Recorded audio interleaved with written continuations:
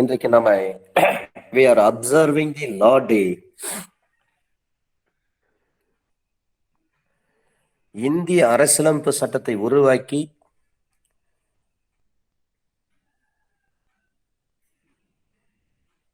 அந்த அரசியலமைப்பு சட்டத்திற்கு அப்போதைக்கு இருந்த குடியரசுத் தலைவருடைய ஒப்புதல் பெறப்பட்ட இந்த நாள் நவம்பர் 26. இதுல பார்ட் நம்பர்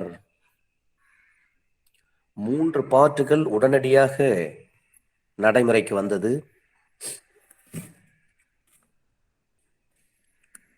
அதன் பிறகுதான் 1950ஆம் ஆண்டு நம்ம முறைப்படி அரசியலமைப்பு சட்டம் ஏற்றுக்கொள்ளப்பட்டதாக அறிவிக்கப்பட்டது.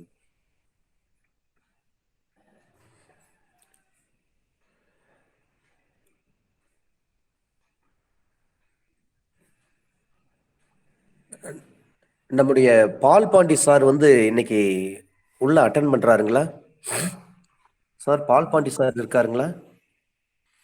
இல்லைங்க சார் சார் இன்னும் வரலைங்க. ஓ ரைட்.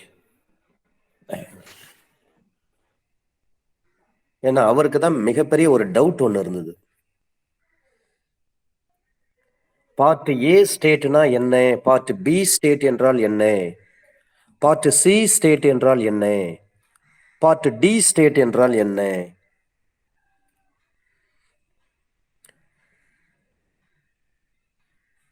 ஆரம்பத்துல பாத்தீங்கன்னா 16 ஸ்டேட்,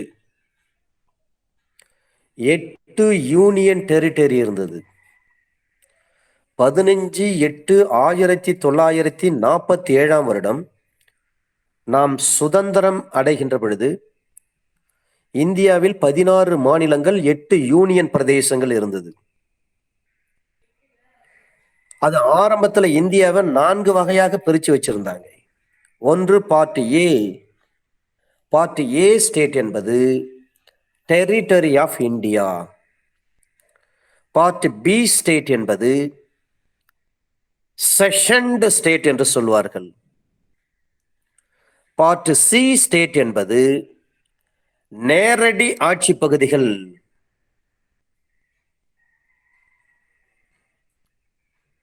பார்ட் டி ஸ்டேட் என்பது அந்தமான் நிக்கோபார் தீவுகள். இந்த part A, part B, part C, part D இந்த ஸ்டேட்டை பற்றி சொல்லுங்கன்னு சொல்லிட்டு கேட்டாங்க நிறைய பேர்.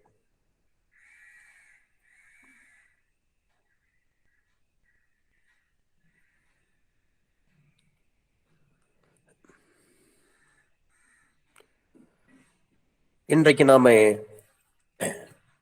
சமத்துவம், சகோதரத்துவம், அரசியலமைப்பு சட்டம், ஜனநாயகம், குடியாட்சி, கூட்டாட்சி தத்துவம் இதெல்லாம் பேசுறோம் என்று சொன்னால், நம்முடைய தேசத்தை உருவாக்கிய தலைவர்கள், சிற்பிகள், அவர்களுடைய உழைப்புகள், அவருடைய தியாகங்கள் இதையெல்லாம் பயன்படுத்தி இன்றைக்கு நம்ம இந்தியாவில் சுதந்திரம்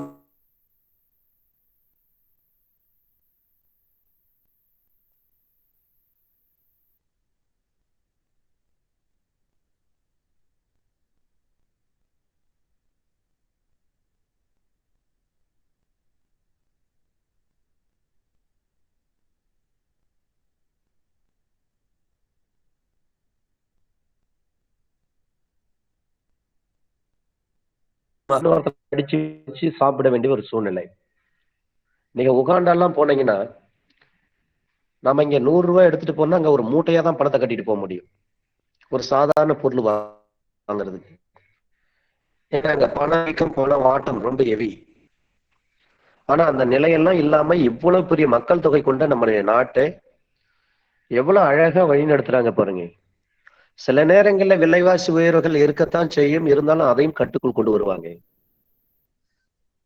உலகத்திலே 2வது மிகப்பெரிய மக்கள் தொகை கொண்ட ஜனநாயக நாடு நம்மள்தான். ஜனநாயகத்துல மிகப்பெரிய நாடு நம்முடைய நாடுதான். இருந்தாலும் நம்ம நாட்டை அழகா வடிவமைச்சிருக்கிறாங்க, வழி நடத்துறாங்க. அந்த விதத்துல நம்ம எல்லாம் கொடுத்து வச்ச நபர் தான். அது மட்டும் கிடையாது, பூகோள ரீதியாக பார்த்தாலும் நம்முடைய நாடு மாதிரி எந்த ஒரு நாடும் அந்த அளவுக்கு இயற்கையா இயல்பா அமைந்தது கிடையாது. 3 பக்கம் கடல், ஒரு பக்கம் மலை. வடக்கிலிருந்து வரக்கூடிய குளிர்காற்றை தடுத்து நிறுத்துறதுக்காக இயற்கை அரணாக்க இமயமலை இருக்கு. மற்ற யூரோப்பியன் காண்டினென்ட்ஸ் போனீங்கன்னா 24 ஹவர்ஸும் பார்த்தீங்கன்னா மிகப்பெரிய குளிர் தான். அதனால்தான் அவங்க சாப்பிட்றப்ப, சாதாரணமா இருக்கிறப்ப சின்ன சின்ன ஒரு பக் ஒயின் யூஸ் பண்ணிட்டே இருப்பாங்க. உடம்புல அந்த டெம்பரேச்சர் பவர் வந்து கரெக்டா மெயின்டைன் பண்ணி ஆகணும். ஆனா நமக்கு 4-5 காலங்கள் நமக்கு கிடைச்சிருக்கு. இதெல்லாம் பார்க்குறப்ப நம்மெல்லாம் இந்த தேசத்துல பிறந்ததுக்கு சந்தோஷப்படணும், கொடுத்து வச்சிருக்கணும். எங்களுடைய கிராமத்துக்கு அடிக்கடி வெளிநாட்டுல இருந்து நிறைய வெள்ளக்காரங்க வருவாங்க. அவங்க கிட்ட பேசக்கூடிய வாய்ப்பெல்லாம் எனக்கு நிறைய கிடைச்சிருக்கு. திடீர்னு பார்த்தா டென்மார்க்ல இருந்து வருவாங்க, திடீர்னு பார்த்தா இங்கிலாந்துல இருந்து வருவாங்க, திடீர்னு சுவிட்சர்லாந்து, அமெரிக்காவில இருந்து வருவாங்க. அவங்கெல்லாம் ஆச்சரியப்பட்டு என்கிட்ட கேட்டிருக்காங்க நிறைய கேள்விகள். என்னங்க போலீஸே இல்லைங்களே, எப்படிங்க நீங்க அப்படின்னு எல்லாம் கேள்வி கேட்டிருக்காங்க. அங்கெல்லாம் எங்க ஸ்டேட்ஸ்ல எல்லாம், அமெரிக்காலாம் அப்படி கிடையாதுங்க. 100 அடி தூரத்துக்கு ஒரு போலீஸ் நிற்பாங்க, பாதுகாப்பு அவ்வளவு உச்சபட்ச பாதுகாப்பு இருக்கும். உங்க கண்ட்ரில எப்படிங்க இந்த மாதிரி போலீஸே இல்லைங்க, எல்லாம் அவ்வளவு சுதந்திரமா இருக்கீங்களே அப்படின்னு ஆச்சரியமா கேட்கறாங்க என்கிட்ட. அப்ப அவங்களுடைய வாழ்க்கை, வாழக்கூடிய சூழ்நிலை பாருங்க, நம்ம நாட்டுல நாம வாழக்கூடிய சூழ்நிலையை பாருங்க. அப்ப அவ்வளவு சுதந்திரம் அந்த நாட்டுல நம்ம கிட்ட இருக்கு. இவ்வளவு சுதந்திரத்துக்கும் அடிகோலியவர்கள் யார்? நம்முடைய முன்னோர்கள் தான், நம்முடைய தேசத்தை வடிவமைத்த தலைவர்கள் தான். அப்ப இதுக்கு எல்லாத்துக்கும் அடிப்படை காரணத்தை பொறுத்தவரை நம்மிடம் இருக்கக்கூடிய டெமோக்ரஸி, நம்மிடம் இருக்கக்கூடிய ஒரு கூட்டாட்சி தத்துவம்,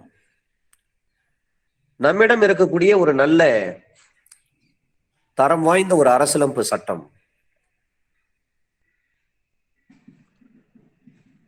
இப்படிப்பட்ட ஒரு நல்ல நாள்ல நாம இன்னைக்கு கிளாஸ் நம்ம சந்திக்கிறோம். இந்தியா முழுவதும் இது சட்ட நாளாக அனுசரிக்கப்படுகிறது. இந்த நாள்ல உங்கள் அனைவருக்கும் எனது மனமார்ந்த வாழ்த்துக்கள், நன்றிகளை தெரிவிச்சுக்கிறேன்.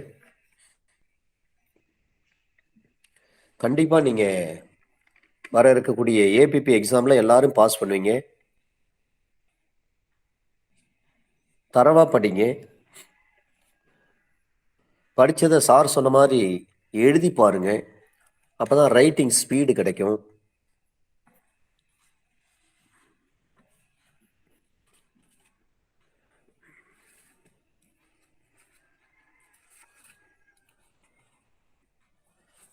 கான்ஸ்டிடியூஷன்ல ஏபிபிக்கு எத்தனை மார்க் சார்?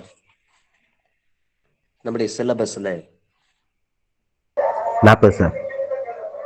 40 மதிப்பெண்கள் கேட்டிருக்காங்க. இந்த 40 மதிப்பெண்ணுக்கும் நம்ம கண்டிப்பா தயாராகணும். குறிப்பா part 3 and part 4.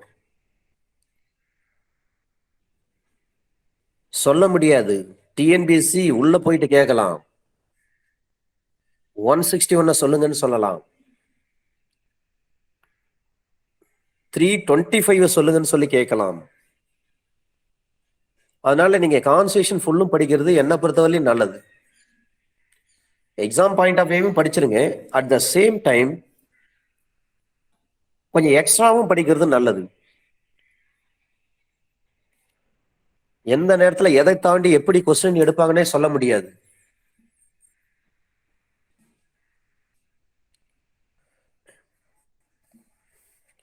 So we, the people of India, having solemnly resolved to constitute India into a sovereign, socialist, secular, democratic republic.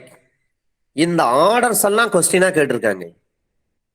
sovereign, socialist, secular, democratic republic, and to secure to all its citizens justice, social, economic and political.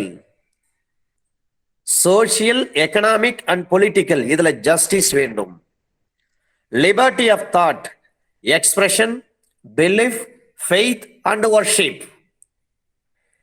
equality of status and of opportunity, and to promote among them all fraternity, assuring the dignity of the individual and the unity and integrity of the nation.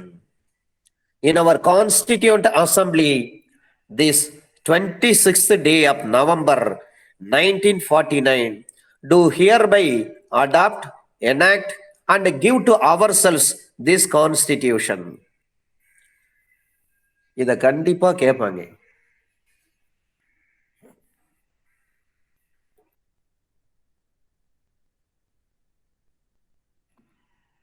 மிக முக்கியமானது sir இதெல்லாம். இது base. அதனால கான்ஸ்டிடியூஷனை கொஞ்சம் நல்லா தரவா படிங்க. 40 mark சொல்லியிருக்கிறீங்க. இந்த 40 மார்க் நம்ம கண்டிப்பா எடுக்கலாம். இன்ட்ரெஸ்டிங்கான சப்ஜெக்ட் எதுனா கான்ஸ்டிடியூஷன் தான். படிக்க படிக்க இன்ட்ரெஸ்டா இருக்கும்.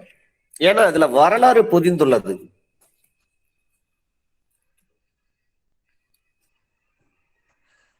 அதனால தயவு செய்து நீங்க எல்லாம் கான்ஸ்டிடியூஷன் நல்லா படிங்க. எதையும் விட்டுறாதீங்க. இந்த முறை தேர்வுல நம்முடைய அகாடமி வந்து நிறைய வெற்றியாளர்களை உருவாக்க போகிறது. அதுல மாற்று கருத்தே கிடையாது.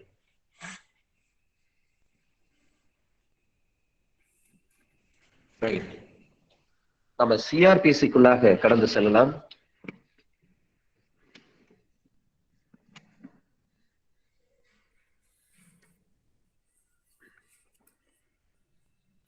கடைசியாக நம்ம எந்த செக்ஷன்ல சார் பார்த்தோம்? ஏன்னா இடி இடிச்ச பிறகு எனக்கு சிக்னல் வீக் ஆகி போச்சு.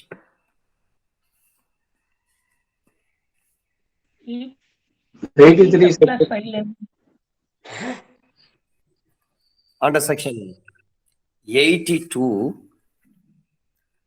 தலைமறைவாகியுள்ள ஒரு நபரை பற்றிய பகிரங்க அறிவிப்பு. யார் அப்ஸ்காண்டா இருக்கிறாரோ அவரை பற்றி ஒரு ப்ரொக்ளமேஷன் ஆர்டர் பாஸ் பண்றது. 82ல சப்செக்ஷன் 1 30 நாட்களுக்குள்ளாக நோட்டீஸ். அந்த 30 நாள் நோட்டீஸ் கொடுத்த பிறகு 30 நாட்களுக்கு இல்லாக அந்த நபர், அறிவிக்கப்பட்ட நபர் நீதிமன்றத்தில் ஆஜராகி காரணத்தை சொல்லணும். சப்செக்ஷன் 2 சாதாரணமா அவர் எங்க குடியிருக்கிறாரோ இந்த ப்ரொக்ளமேஷன் ஆர்டரை அந்த ஏரியாவில் படிச்சு காட்டணும். அது கிராமமா இருக்கலாம், நகரமா இருக்கலாம்.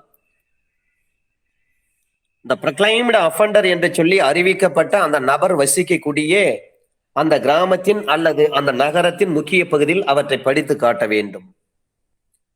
கிளாஸ் பில சொல்றாங்க, அந்த நபர் குடியிருக்கக்கூடிய கிராமம் அல்லது நகரத்தினுடைய முக்கிய பகுதியில அந்த ப்ரொக்ளமேஷன் ஆர்டரை ஒட்டி வைக்க வேண்டும். நல்ல ஒரு எடுப்பான இடத்துல, பொதுமக்கள் பார்க்கக்கூடிய ஒரு இடத்துல அந்த ப்ரொக்ளமேஷன் ஆர்டரை ஒட்ட வேண்டும். கிளாஸ் சில சொல்றாங்க, அதுல ஒரு காப்பியை கோர்ட்ல எடுப்பான இடத்துல, குறிப்பாக நோட்டீஸ் போர்டுல டிஸ்பிளே பண்ணி வைக்கணும், காட்சிப்படுத்தப்பட்டு வைக்க வேண்டும். சப் கிளாஸ் 2ல சொல்றாங்க, நீதிமன்றம் நினைத்தால் அந்த ப்ரொக்ளமேஷன் ஆர்டரை ஒரு பேப்பர்லயும் வெளியிட முடியும், உள்ளூர் தினசரி பத்திரிகை இல்லை.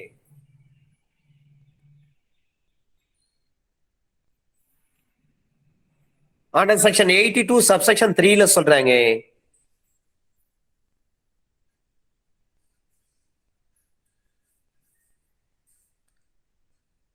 நீங்க சப்செக்ஷன் 2 படி, சப்செக்ஷன் 2 கிளாஸ் 1 படி ஒரு குறிப்பிட்ட நாளில் அந்த அறிக்கை உரியவாறு வெளியிடப்பட்டது என்று சொல்லி எழுத்து மூலமாக கூறுமானால் இந்த பிரிவின்படியுள்ள கோரிக்கைகள் எல்லாம் நிறைவேற்றப்பட்டு விட்டன என்பதற்கு அந்த பகிரங்க அறிவிக்கை அதுவே போதும். ரெஸ் இப்சா லாகிட்டார் அப்படின்னு சொல்லிட்டு ஒரு லீகல் மேக்சிம் இருக்கிறது. அந்த லீகல் மேக்சிம் ஐபிசிக்கு எந்த செக்ஷனுக்கு பொருந்தும் சார்? அதுக்கான best case laws in law of டார்ட்ஸ்ல எதுங்க? ஏனென்று சொன்னால் 6ஆம் தேதி நடந்த ஏபிபி எக்ஸாம்ல அது ஒரு கேள்வியா கேட்டு இருந்தாங்க பாருங்க. எந்த இடத்துல தெரியுங்களா?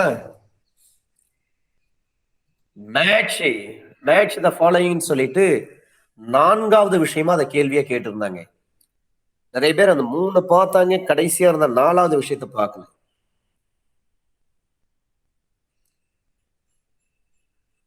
முனிசிபல் கார்பரேஷன் வெர்சஸ்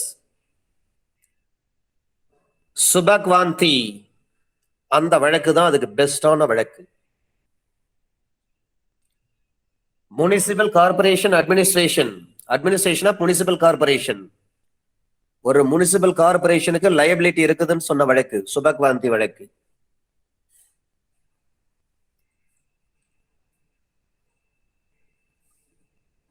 அப்ப செயலே செப்பும். சப்செக்ஷன் 4ல சொல்றாங்க, ஒரு 302, 304, 364, 367, 382, 392, 93, 95, 96, 97, 98, 99, 400, 402, 436, 449, 459, 57,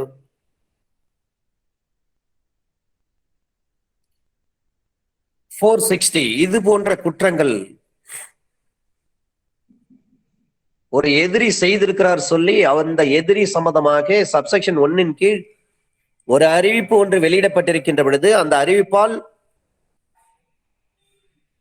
வேண்டுறுத்தப்பட்டிருக்கக்கூடிய அந்த நபர் அந்த இடத்தில் குறிப்பிட்ட நேரத்தில் தோன்றுவதற்கு தவறு இருக்கின்ற பொழுது, இது நியாயமானது என்று விசாரணை செய்த பிறகு அந்த நீதிமன்றம் அவரை அறிவிக்கப்பட்ட ஒரு குற்றவாளியாக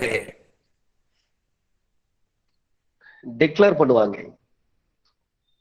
30 நாள் டைம் கொடுத்தோம், வந்து ஆஜராகல, இது போன்ற குற்றங்கள்ல ஈடுபட்டு இருக்காரு, அப்ப ஒரு ப்ரக்ளைம்டு அஃபண்டர் என்று சொல்லி ஒரு நீதிமன்றம் அறிவிக்கும்.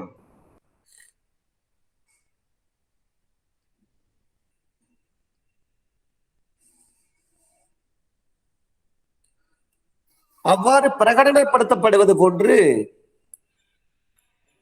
நீதிமன்றம் சப்செக்ஷன் 2, 3 அதுல கிளாஸ் 1ல எந்த அளவுக்கு அங்க ப்ரொக்ளைமேஷன் ஆர்டர் வந்து பாஸ் பண்றாங்களோ, சப்செக்ஷன் 4 கீழ் அந்த நீதிமன்றத்தால் அறிவிக்கப்பட்ட அந்த டிக்ளரேஷன் எல்லாமே அப்ளிகபிள் ஆகும். ஆனால் ஒரு விஷயத்த சொல்றாங்க தெளிவாக, செக்ஷன் 82, 83 ஆஃப் சிஆர்பிசி பொறுத்தவரை அது கண்டெம்ட் ஆஃப் கோர்ட் ப்ரொசீடிங்ஸுக்கு பொருந்தாது, வராது. இந்த 5 விஷயங்களை தான் சொல்றாங்க.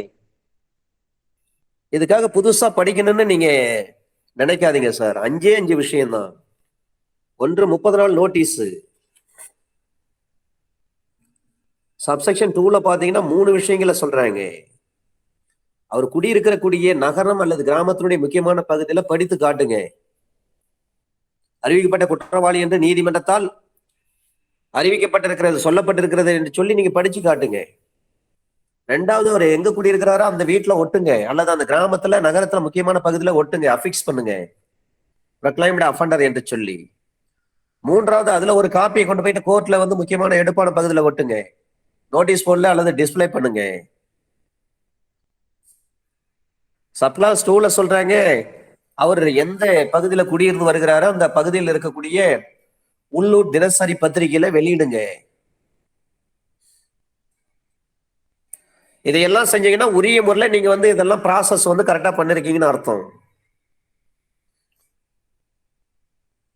அப்ப சில ஐபிசில குறிப்பிடப்பட்டிருக்கக்கூடிய சில குற்றங்களை ஒரு எதிரி செய்திருக்கிறார், எதிரி இதுல சம்மந்தப்பட்டிருக்கார், ஈடுபட்டிருக்காரு என்று சொல்லி ஒரு அறிவிப்பு ஒன்று வெளியிடப்பட்டிருக்கின்ற பொழுது, அந்த அறிவிப்பை கேள்விப்பட்ட நபர் நீதிமன்றத்துக்கு வந்து ஆஜராகணும். அப்பியர் ஆகாத பட்சத்தில் அவர் அறிவிக்கப்பட்ட குற்றவாளி தான் என்று சொல்லி நீதிமன்றம் ஒரு டெக்ளரேஷன் கொடுப்பாங்க.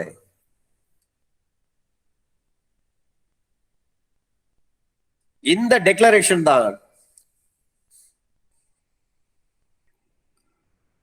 சப்செக்ஷன் 2 and 3 அதுல கிளாஸ் 1 இதுல வெளியிடப்பட்ட அந்த பிரகடனத்திற்கு பொருந்துவது போன்று சப்செக்ஷன் 4 கீழ் நீதிமன்றத்தால் அறிவிக்கப்பட்ட விளம்பகையும் பொருந்தும்.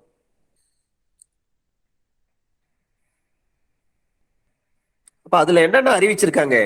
படிச்சு காட்டணும், ஒட்டணும், கோர்ட்ல டிஸ்ப்ளே பண்ணணும், தினசரி பத்திரிகையில வெளியிடணும். இந்த 4 விஷயங்களையும் கோர்ட்டே வந்து ஒரு ப்ரொக்ளைம்டு அஃபெண்டர் என்று சொல்லி டிக்ளரேஷன் கொடுத்துட்டாங்கன்னா இந்த 4 விஷயங்களும் இதுக்கு பொருந்தும். அதுதான் சப்செக்ஷன் 5ல சொல்லியிருக்காங்க. வேற ஒண்ணுமே கிடையாது. இதை நீங்க நல்லா கோர்வையா அழகா எழுதலாம் சார். செக்ஷன் 83 தலைமறைவா இருக்கக்கூடிய ஒரு நபருடைய சொத்தை வந்து ஜப்தி பண்ண முடியும். அப்ப எப்படி ஜப்தி பண்ண முடியும்? கோர்ட்டுக்கே வரல, அவரு ப்ரொக்ளைம்டு அஃபெண்டர்னு சொல்லி டிக்ளேர் பண்ணிட்டாங்க. பேர்ல இருக்கக்கூடிய அசையா சொத்துக்கள் இருக்கிறது. அந்த அசையா சொத்துக்களை அதை பொறுத்து ரெண்டுமே ஜப்தி பண்றதுக்கு உத்தரவு போடலாம். அப்ப அவருடைய சொத்து முழுவதும் அல்லது எந்த பகுதியேனும் விற்க போகிறார் என்று தெரியும் பட்சத்தில், அல்லது நீதிமன்ற வட்டார அதிகார வரம்புக்குள்ள இருந்து தன்னுடைய சொத்து முழுவதையும் அல்லது எந்த பகுதியேனும் அகற்றப் போகிறார் என்று தெரியும் பட்சத்தில், ஒரு உண்மை உறுதிமொழி ஆவணத்தின் மூலமாக, அஃபிடவிட்டின் மூலமாக, வேறு வகையிலோ அந்த பகிரங்க அறிவிக்கை பிறப்பிக்கும் காலத்தில் நீதிமன்றத்திற்கு திருப்தி ஏற்படும் இடத்து அந்த பத்திரிகை ஜப்தி செய்ய வேண்டும் என்று சொல்லி அந்த அறிக்கை பிறப்பிக்கப்படும் அதே நேரத்தில் அந்த நீதிமன்றம் ஒரு கட்டளையை இடலாம். நம்மால் சில குற்றங்கள்லாம் பண்ணிட்டு சொத்தெல்லாம் அழகா சேல் பண்ணிட்டு வெளிநாடு கிளம்பிடுவாங்க, அல்லது வேற ஸ்டேட்ல போய் தலைமறை ஆயிடுவாங்க. அது அசைய சொத்து அல்லது அசையா சொத்தா இருக்கும். இந்த மாதிரி வேலையெல்லாம் செய்வாங்க. ரொம்ப பயங்கரமான கில்லாடிங்க இவங்கெல்லாம். அப்ப சட்டம் இயற்றியவர்கள் சாதாரணமா விட்டுருவாங்களா?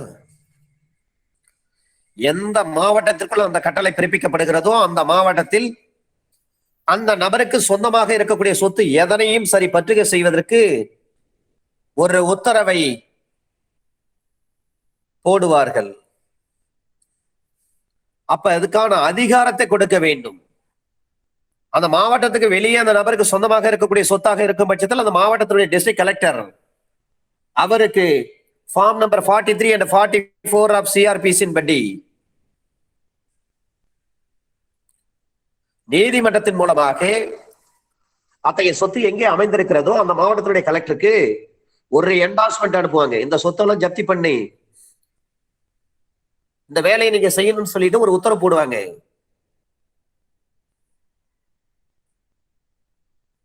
சப்செக்ஷன் 3ல சொல்றாங்க, அவ்வாறு பற்றுகை ஜப்தி செய்யப்பட கட்டளையிடப்பட்ட சொத்தானது ஒரு கடனாகவோ அல்லது வேறு அசையும் பொருளாகவோ இருக்கும் பட்சத்தில்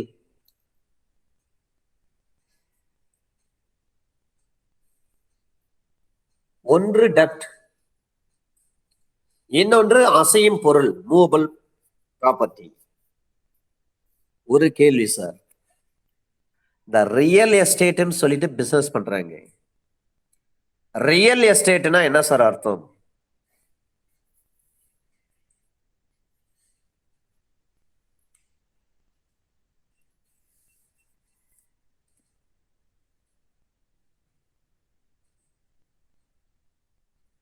ரியல் சொல்லுங்க சொல்லுங்க.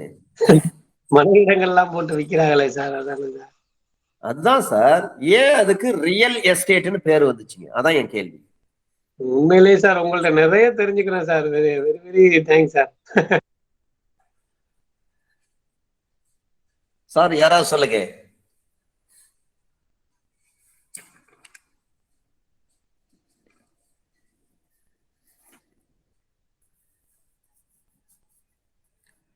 கார்போரல் பனிஷ்மெண்ட்னா என்னங்க?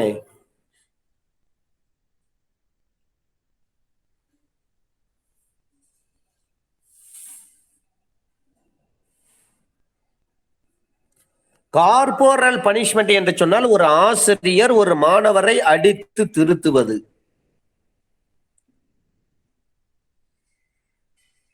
கார்போரியல் என்று சொன்னால் என்ன? கார்போரல் பனிஷ்மெண்ட் நம்ம பார்த்துட்டோம்.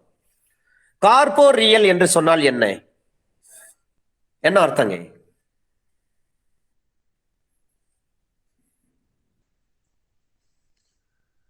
நீங்க டிரான்ஸ்பர் ஆஃப் ப்ராப்பர்ட்டி கண்டிப்பா படிச்சிருப்பீங்க.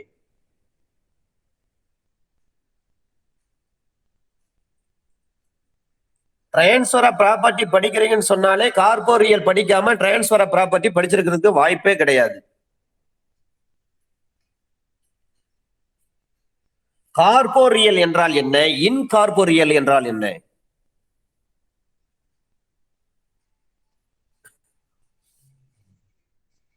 நீங்க சிஸ்டத்துல பார்த்துட்டு கூட எனக்கு பதில் சொல்லுங்க.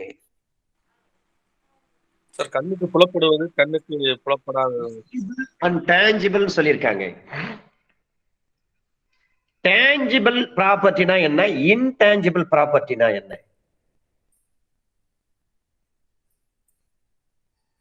இது எல்லாம் நீங்க டிரான்ஸ்ஃபர் ஆஃப் ப்ராப்பர்ட்டி ஆக்ட்ல படிச்சதுதான்.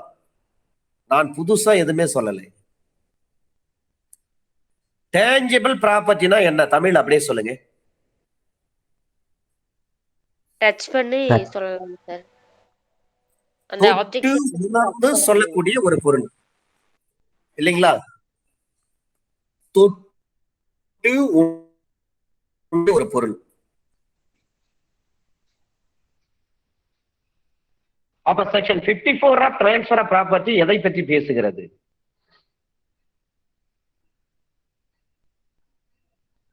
இதுக்கும் காப்பிரைட் ஆக்டுக்கும் என்ன தொடர்பு?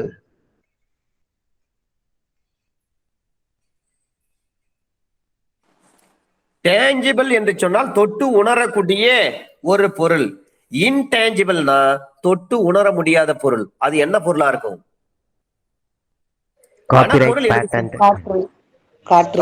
அங்கதான் சார் வருது. இன்டெலெக்சுவல் ப்ராப்பர்ட்டி ரைட்ஸ் அங்கதான் வருது. இன்டெலெக்சுவல் ப்ராப்பர்ட்டி என்று சொன்னால் அறிவுசார் சொத்துரிமை. என்னுடைய அறிவை பயன்படுத்தி நான் ஒரு புத்தகத்தை எழுதியிருக்கிறேன். எனது அறிவை பயன்படுத்தி நான் ஒரு திரைக்கதை எழுதியிருக்கிறேன். எனது அறிவை பயன்படுத்தி நான் ஒரு பாடலை எழுதியிருக்கிறேன். எனது அறிவை பயன்படுத்தி நான் ஒரு இசையை ஒரு கோர்வையாக கொண்டு வந்திருக்கிறேன். இதெல்லாம் நீங்க தொட்டு உணர முடியுமா?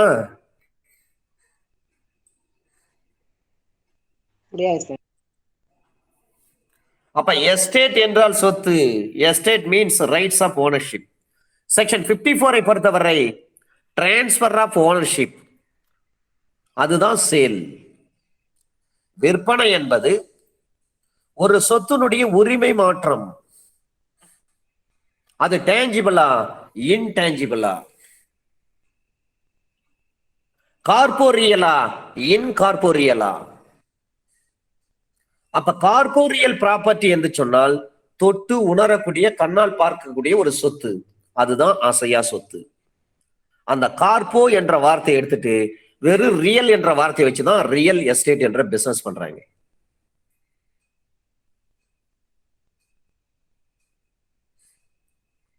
இப்ப ரியல் எஸ்டேட்னா என்னன்னு பாருங்க. ஒரு ஏக்கர் நிலத்தை வாங்குவாங்க, டெக்னிக்கா நல்ல விவசாய விளை நிலம். இவர் ரியல் எஸ்டேட் பண்ண என்ற ஒரே நோக்கத்திற்காக விவசாயம் செய்யாம 3 ஆண்டுகள் அப்படியே கிடப்பில போட்டுருவாரு. விஏ விட்ட நீங்க போனீங்கன்னா பசலி எழுதுவாரு. சார் பசலி ஆண்டுனா எத்தனை வருஷத்துக்கு ஒரு முறை சார்? 14 வருஷம் சார். எத்தனை வருஷம் மேடம்? 14 இயர்ஸ். வருஷத்துக்கு 2 முறை. அது நாம இப்ப எழுதுறோம் சார். இந்த மெத்தட் எல்லாம் கொண்டு வந்தவங்க எல்லாம் பாரசீகர்கள், இஸ்லாமியர்கள். அதனால்தான் ரெவன்யூ ரெக்கார்ட்ஸ்ல பாத்தீங்கன்னா எல்லாமே அவங்க மொழி தான் இருக்கும். பசலி, சிட்டா, அடங்கல், எந்த லாங்குவேஜ் வேணாலும் நீங்க எடுத்து பாருங்க. ரெவன்யூ ரெக்கார்ட்ல எல்லாமே அவங்க லாங்குவேஜ் தான். முதல்ல அவங்க தான் நிலங்கள்லாம் ஒழுங்குபடுத்தினாங்க, பண்படுத்தினாங்க, சரிப்படுத்தினாங்க. அதை மிக சரியாக மிக நுட்பமான முறையில ஒழுங்குபடுத்தினது தான் வெள்ளக்காரங்க.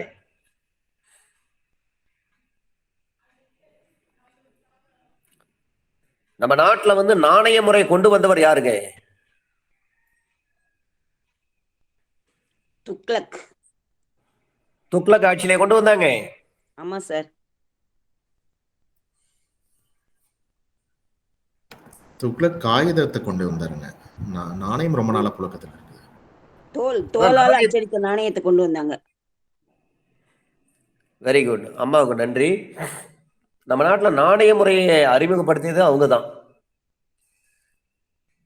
குறிப்பா இந்த ஆப்கானிஸ்தானத்துல இருந்து இங்க வந்தாங்க பாருங்க, ஈரான் ஈராக்ல இருந்து வந்தாங்க பாருங்க, இவங்க எல்லாம் நல்லா ஆட்சி பண்ணாங்க.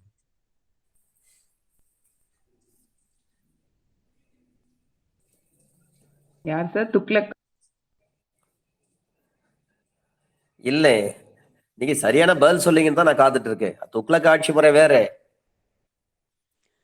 நாணயத்தை சமுத்திரகுப்தருக்கு இந்த வேலையே கிடையாது. சமுத்திரகுப்தர் இந்திய செப்பு நாணயம் அளிக்கப்பட்டிருந்தது, தங்க நாணயம் அளிக்கப்பட்டிருந்தது. இந்திய அரசர்களுக்கு அந்த அளவுக்கு போதிய ஞானம் கிடையாது, நல்லா தெரிஞ்சுங்க. இந்தியாவுல ஆட்சி பண்ண அரசர்களுக்கு போதிய ஞானம் கிடையாது, அதனாலதான் நம்ம கோட்டை விட்டுட்டோம். நம்மள யார் யாரோ வந்து ஆண்டுட்டு போனாங்க.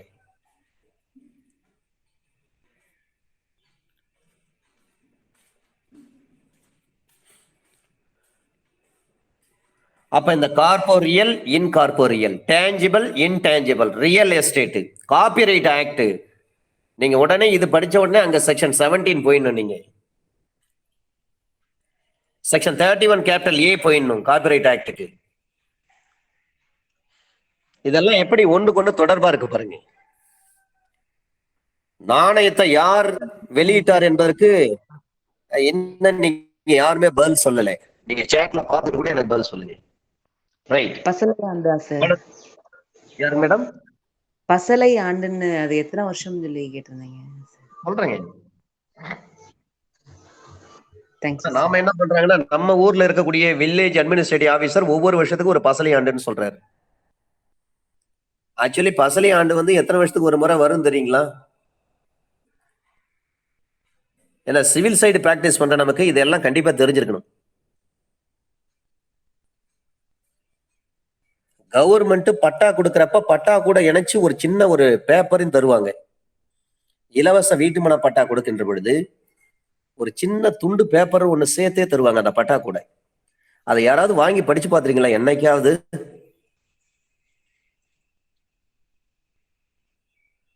அதுலதான் சார் எல்லா புள்ளி விவரமும் அதுல இருக்கும். ஒரு சென்ட் என்றால் என்ன, ஒரு ஹெக்டேர் என்றால் என்ன, ஃபுல் டீடைல்ஸ் அதுல தான் கொடுத்திருப்பாங்க. ஒரு சதுர மீட்டர், சதுர அடி. நீங்க சிட்டில போயிட்டு ஒரு ஒரு இடம் வாங்குறீங்க, சிட்டில வாங்குறப்ப நீங்க சென்ட் கணக்குல வாங்குறீங்க சார். சிட்டில நீங்க இடம் வாங்குறீங்கன்னா எப்படி வாங்குவீங்க? எத்தனை கிரவுண்டுன்னு சொல்லுவீங்க? அப்போ ஒரு கிரவுண்டுனா அதுல எத்தனை சதுரடி வரும்? 2400 ஸ்கொயர் ஃபீட். இல்ல இல்ல 5 சென்ட். இந்த டீட்டெயில் எல்லாமே அதுல இருக்கு சார். ஆனா அதை நம்ம யாருமே பாக்குறது கிடையாது. நிலம் சம்பந்தமான அனைத்து விஷயங்களும் அதுல கொடுக்கப்பட்டிருக்கும். இதெல்லாம் முகலாயர்கள் ஆட்சி காலத்துல தான் இதை கொண்டு வராங்க. அதன் பிறகு அதை ஒழுங்குபடுத்துறது, சீர்படுத்துறது பிரிட்டிஷ்காரங்க. அந்த ப்ரொசீஜரே தான் நாம இன்னைய வரலையும் ஃபாலோ பண்றோம். நமக்குன்னு ஓன் ப்ரொசீஜர் எதுவுமே கிடையாது. சிவில் சைடு பிராக்டிஸ் பண்றவங்க கண்டிப்பா அதை படிச்சு நல்லா தரவா தெரிஞ்சுக்கணும். அப்பதான் நீங்க கேஸ் வந்து நல்லா நடத்த முடியும். சிவில் சூட் போடுறீங்கன்னா ரொம்ப முக்கியமானது sir. Right. Under section 83 subsection 3, அப்ப ஜப்தி செய்ய கட்டளையிடப்பட்ட ஒரு சொத்தானது ஒரு கடனாகவோ அல்லது வேறு அசையும் பொருளாகவோ இருக்கும் பட்சத்தில் இந்த பிரிவின்படி அது ஜப்தி செய்யப்பட வேண்டும் என்று சொன்னால் அதை சீஸ் பண்ணுங்க, கைப்பற்றுங்க அந்த சொத்தை. அல்லது அதுக்கு ஒரு அபிஷியல் ரிசீவர் அப்பாயிண்ட் பண்ணிடுங்க. அவர் பார்த்துக்குற சொத்தை யாரும் வந்து இனிமேல் எந்த காலத்திலும் யாரும் அது அடமானத்திற்கோ அல்லது குத்தகைக்கோ அல்லது ரெண்டல் பேசிஸ்க்கோ எந்த ஒரு அக்ரிமெண்ட்டும் போடக்கூடாது, சேல் அக்ரிமெண்ட்டும் போடக்கூடாது, சேலும் செய்யக்கூடாது. அதை ரிசீவர் பார்த்துக்குவார், அபிஷியல் ரிசீவர். அப்ப அத்தகைய சொத்தினை பகிரங்க அறிவிக்கை வெளியிடப்பட்டவருக்கோ அவரது சார்பாக வேறு ஒருவருக்குமோ ஒப்படைக்க கூடாது என்று சொல்லி எழுத்துப்பூர்வமாக ஒரு தடை செய்கின்ற ஒரு கட்டளையின் வாயிலாக ஒரு உத்தரவு போட முடியும். அப்ப நீதிமன்றம் இது நியாயமானது, பொருத்தமானது என்று சொல்லி அத்தகைய முறையில் எல்லாவற்றின் மூலமாக, அவற்றில் இரண்டின் மூலமாக ஏதாவது ரெண்டு, ஒன்னு சீஸ் பண்ணி இல்ல அபிஷியல் ரிசீவரை அப்பாயிண்ட் பண்ணுங்க, எழுத்துப்பூர்வமாக ஒரு உத்தரவு போடுவாங்க.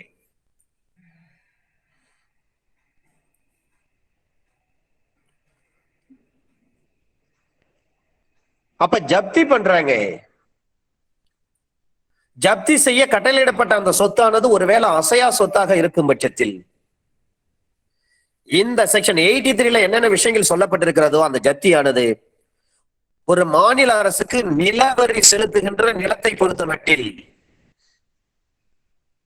சார், இப்ப தமிழ்நாட்டுல யாராவது வந்து நிலத்துக்கு வரி செலுத்துறாங்களா? செலுத்துறோம் சார்.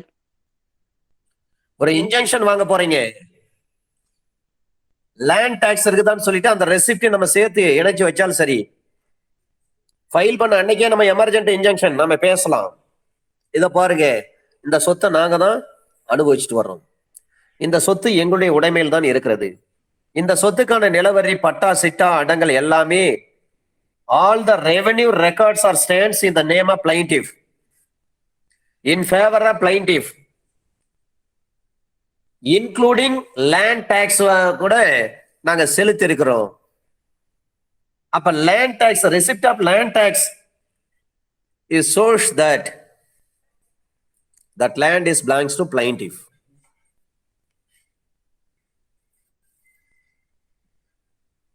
சில நேரங்கள்ல இத்தனை ஏக்கர் நிலம் உள்ளவங்க வந்து நீங்க வந்து ரெசிப்ட், நீங்க டாக்ஸ் கட்ட வேண்டாம் என்று சொல்லி தமிழக அரசு அவர்களுக்கு ஒரு சலுகையை கொடுத்திருப்பாங்க.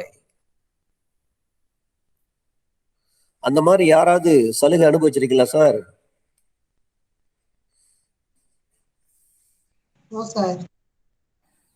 Sir right. Under section 83 subsection 4 இன் படி ஒரு நில வருவாய் செலுத்தக்கூடிய நிலத்தை பொறுத்த மட்டில் அந்த நிலம் அமைந்துள்ள மாவட்டத்தின் ஆட்சியர் மூலமாக அந்த சொத்துக்களை பொறுத்தவரை அந்த கலெக்டர் மூலமாக அந்த சொத்தை என்ன பண்ணலாங்க, நீங்க எடுத்துக்கொள்ளலாம். பொசஷன் வந்துரும்.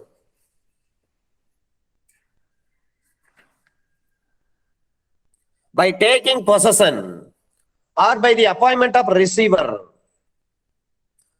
or by an order in writing prohibiting the payment of rent, அந்த சொத்தை வந்து கலெக்டர் மூலமாக அனுபவத்தில் நாம எடுத்துக்கலாம். ஒரு ரிசீவர் அப்பாயிண்ட் பண்ணி அந்த சொத்தை பாதுகாக்க சொல்லலாம்.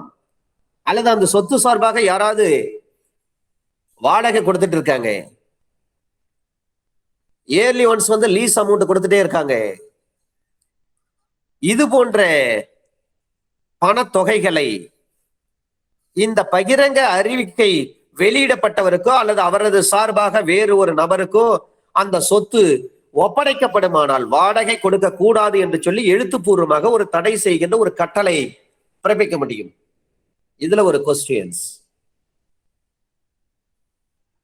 ஒரு கிரிமினல் கோர்ட்டு ஸ்டே ஆர்டர் என்று சொல்லக்கூடிய இன்ஜங்ஷன் வழங்க முடியுமா? முடியும் சார். முடியும் சார். முடியும்னா எந்தெந்த சட்டத்துல எந்தெந்த செக்ஷன்ல இத பத்தி சொல்லி இருக்கிறாங்க? மைனர் மேரேஜ் பண்றாங்கன்னு தெரிஞ்சா அதை வந்து ஸ்டே பண்ணலாம். மேரேஜ் ஆக்ட்ல செக்ஷன் 12 சார். எந்த ஆக்ட்ல? Marriage act section 12. பழைய ஆக்டா புதிய ஆக்டா?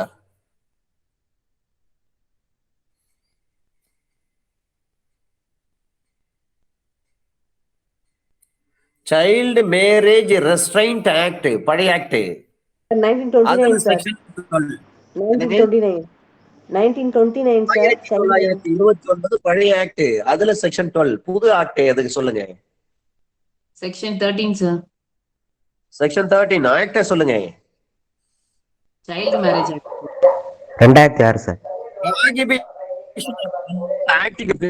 Child marriage restraint act 1929.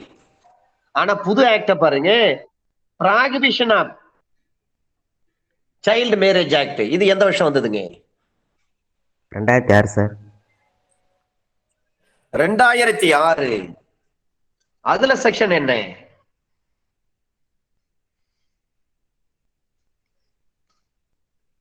13 பழைய ஆக்ட்ல பாத்தீங்கன்னா செக்ஷன் 12ல போடுங்க 1929 சைல்டு மேரேஜ் ரெஸ்ட்ரைண்ட் ஆக்ட். புதிய ஆக்ட் 2006ல வந்த ஆக்ட்ல பாத்தீங்கன்னா செக்ஷன் 13ல தான் உங்களுக்கு இன்ஜெக்ஷன் ஆர்டர் ஐ மீன் ஸ்டேன்னு சொல்லுவாங்க.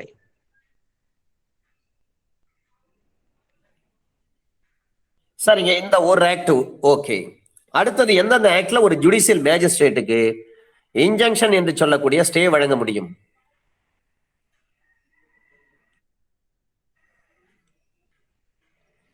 ஸ்பெசிபிக் ரிலீஃப் ஆக்ட்ல எங்கெங்க சொல்லியிருக்காங்க? சிபிஸ்ல எங்கெங்க சொல்லியிருக்காங்க? இன்ஜெக்ஷன் படிக்கிறேன்னு சொன்னா ஒன்று ஸ்பெசிபிக் ரிலீஃப் ஆக்ட் அல்லது CPC. CPC order 39 rule 1 and 2 sir. சரிங்க, 3ல போட்டா என்ன அர்த்தம்?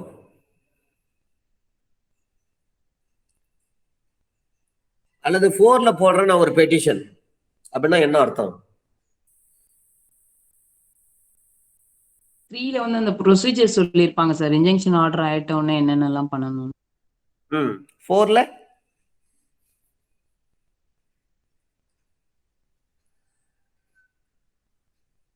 நீங்க இன்ஜெக்ஷன் ஸ்டே ஆர்டர் வாங்கியிருக்கீங்க, அதை நான் கேன்சல் பண்ணு எந்த ப்ரொவிஷன்ல நான் போடுவேன்? 4லைங்க சார். அப்ப ஸ்பெசிபிக் ரிலீஃப் ஆக்ட்ல எங்க சொல்லியிருக்காங்க இது?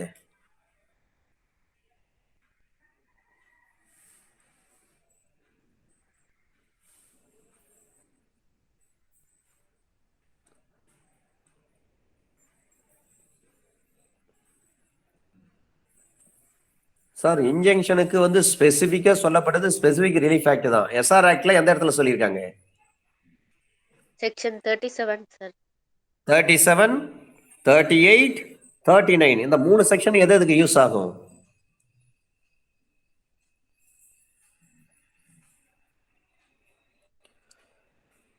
சரி, ரைட். சரிங்க, ஒரு ஜுடிஷியல் மேஜிஸ்ட்ரேட் ஒரு சைல்டு மேரேஜுக்கு தான் இன்ஜெக்ஷன் கொடுக்குறாரு. வேற எந்தெந்த ஆக்ட்ல அவரால் கொடுக்க முடியும்? இதான் என் கேள்வி.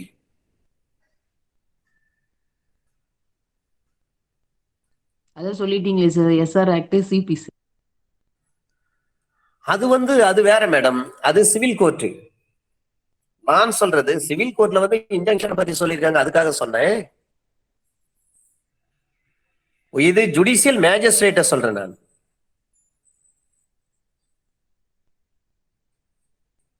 பல ஆக்ட்ல வந்து ஜேஎம்க்கு அந்த பவரை கொடுத்திருக்கிறாங்க. அதை ஒரு நாள் நான் தொகுத்து சொன்னேன். அதான் இப்ப கேள்வியே கேட்கிறேன்.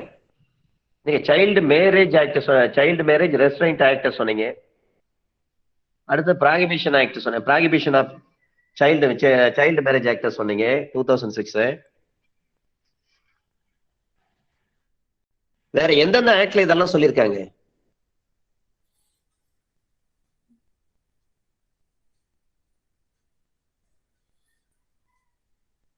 இந்த மாதிரி கேள்வி எல்லாம் இன்டர்வியூல கேட்டாங்கன்னா நீங்க பதில் சொல்லணும்.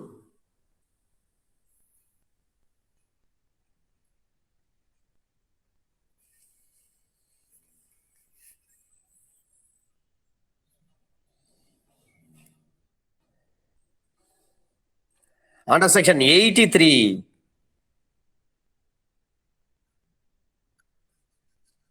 சப்செக்ஷன் 4 பொறுத்தவரை ஒரு அனுபோகம் எடுத்துக்கொள்வதன் மூலமாக அல்லது வழக்கு சொத்து பேணுனர் ஒருவரை நியமனம் செய்வதன் மூலமாக அல்லது பகிரங்க அறிவிக்க இடப்பட்டவருக்கோ அல்லது அவரது சார்பாக வேறு ஒரு நபருக்கோ சொத்து ஒப்படைக்கப்படும் பட்சத்தில் வாடகை கொடுக்க கூடாது என்று சொல்லி எழுத்து மூலமாக தடை செய்கிற ஒரு கட்டளையின் வாயிலாக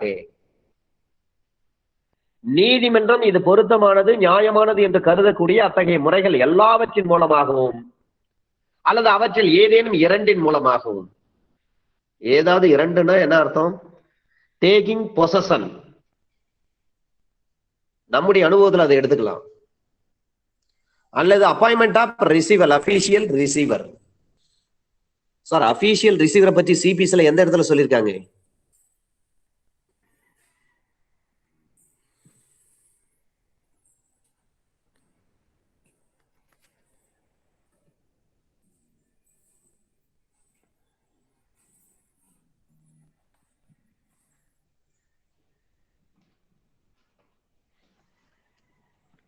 அபிஷியல் ரிசீவர் பத்தி சிபிஸ்ல எந்த இடத்துல சொல்லியிருக்காங்கன்னு கேட்டேன்.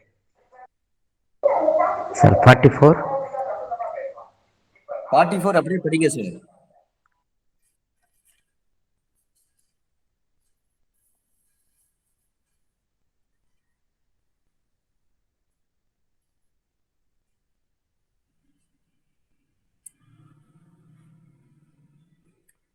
ஆர்டர் 14 போடுறீங்க சாட்ல.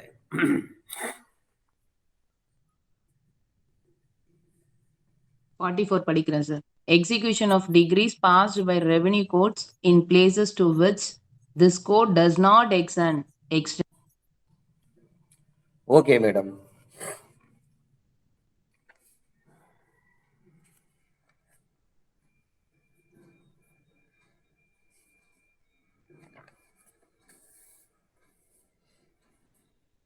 அப்ப செக்ஷன் 83 படிக்கின்ற பொழுது ஒரு ரிசீவர் அண்டர் செக்ஷன் 97 சிபிசில என்னென்ன அதிகாரங்கள் கொடுக்கப்பட்டிருக்கிறதோ அதே அதிகாரம் இவருக்கும் உண்டு. வெரி குட் மேடம், சேட்ல போட்டிருக்காங்க. அப்ப செக்ஷன் 97 சிபிசில இருக்கக்கூடிய ஒரு ரிசீவருக்குள்ள அதிகாரம், அந்த பவர்ஸ் ஆஃப் ரிசீவர், அதே அதிகாரம் தான் இவருக்கு உண்டு sir.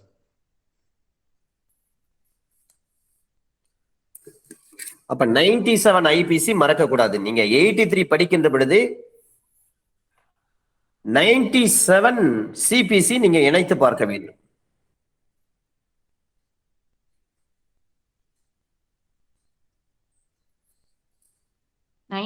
Section. Yes ma'am. 97 appeal from final degree where no appeal from preliminary degree. Official ரிசீவரையும் அங்க சொல்லுவாங்க, அவருக்குள்ள அதிகாரங்கள் அங்க சொல்றாங்க.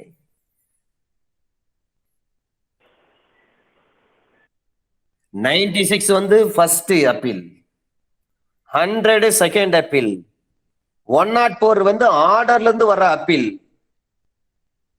அதுக்கு அடுத்த ஸ்டேஜ் தான் இது.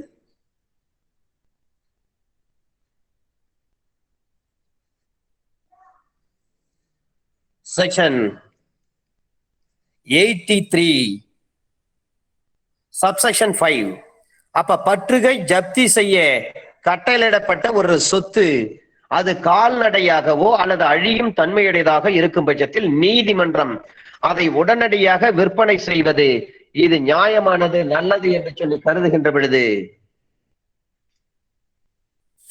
அவற்றை விற்பனை செய்வதற்கு நீதிமன்றம் உத்தரவிடுவாங்க. இதுதான் நைட்டு நான் ஒரு கேள்வியை கேட்டிருந்தேன்.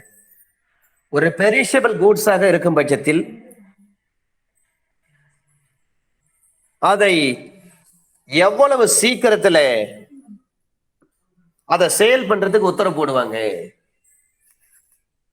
அது சிபிஸ்ல எந்த செக்ஷன்ல சொல்லப்பட்டிருக்கிறது? இதுதான் என்னுடைய கேள்வி.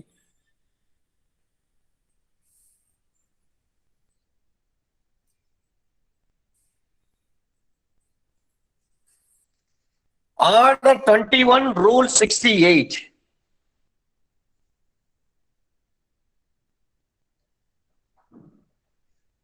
ஒரு கொஸ்டின் சார்,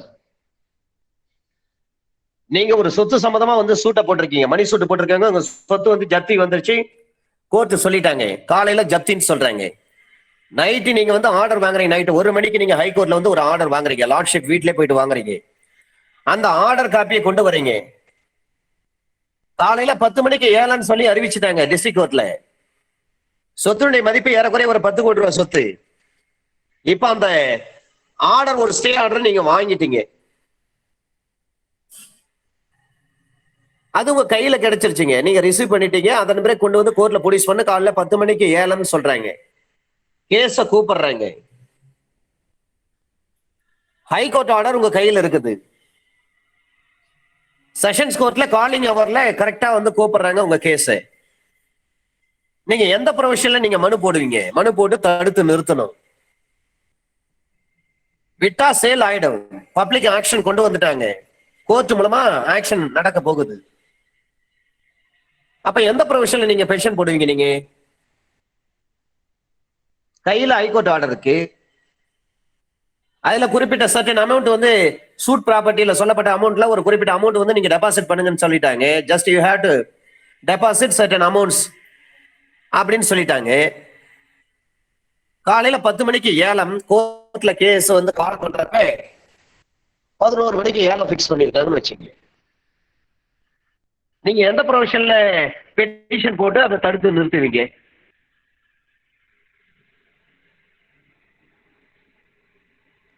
ஆர்டர் 21 ரூல் 26 என்பது ஒரு நார்மலான ஒரு ஸ்டே சார். ஆர்டர் 21 ரூல் 26 என்பது ஒரு நார்மலான ஸ்டே, எக்ஸிகியூஷன்ல ஒரு நார்மலான ஸ்டே. அடுத்தது சொல்லுங்க.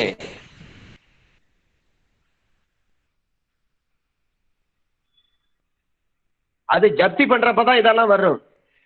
ஒரு கவர்மெண்ட் எம்ப்ளாயி அல்லது பிரைவேட் எம்ப்ளாயி அவங்களுடைய சம்பளத்தை ஜப்தி பண்றப்பதான் ஆர்டர் 21 ரூல் 26 நம்ம பெட்டிஷன் போடணும். அது கூட சேர்த்து ஆர்டர் 21 ரூல் 106 சேர்த்து போடணும். அப்பதான் ஆர்டர் 21 ரூல் 26 அங்க பொருந்தும், ஸ்டே பொருந்தும். எந்த ஸ்டேஜ்ல வந்து எப்படி போடணும் சொல்லுங்க sir. Order 21 rule 89. Order 21 rule 89 இதுக்கு பொருந்துமா? Application to set aside a sale on deposit. இதுக்கு பொருந்துங்களா? அதுதான் என் கேள்வி. சார் வந்து சொல்றாரு ஆர்டர் 21 ரூல் 89 சொல்லியிருக்காங்க. அப்ப ஆர்டர் 21 ரூல் 89 இதுக்கு பொருந்துமா? அதுதான் என்னுடைய கேள்வி. பணம் டெபாசிட் பண்ண சொல்லிருக்காங்க. Right sir. அது வந்து எந்த ஸ்டேஜ்ல வரும்? அத ஸ்டேஜ் பார்க்கணும் இல்லைங்களா? சரி sir. sold sir, where immovable property has been sold in execution of a degree, any person claiming. அது அந்த ஸ்டேஜ்ல தான் வரும் 89. நான் சொல்ற சிச்சுவேஷன் அப்படியே நீங்க மன கண்ணோட்டத்துல ஒரு காட்சி படமா கொண்டு காட்சிப்படுத்தி பாருங்க. சார் ஆர்டர் காப்பி வச்சு மெமோ வச்சு ஃபைல் பண்ணலாம். ரைட், ஆர்டர் காப்பி மெமோ வச்சு ஃபைல் பண்ணலாம். அடுத்தது என்ன செய்யணும்? அதான் என் கேள்வி. ஆர்டர் காப்பி இருக்கு, ஹைகோர்ட் ஆர்டர் காப்பி இருக்கு, மெமோ இருக்கு. ரைட், ஒரு மெமோ ரெடி பண்ணி நம்ம உள்ள போட்டுடலாம். With regard to this matter, already வந்து the High Court of Madras வந்து who has given a judgment order, any order ஏதோ ஒன்று சொல்லிட்டு நம்ம such and such matter அப்படின்னு சொல்லிட்டு ஓகே. அது கூட என்ன செய்யணும்?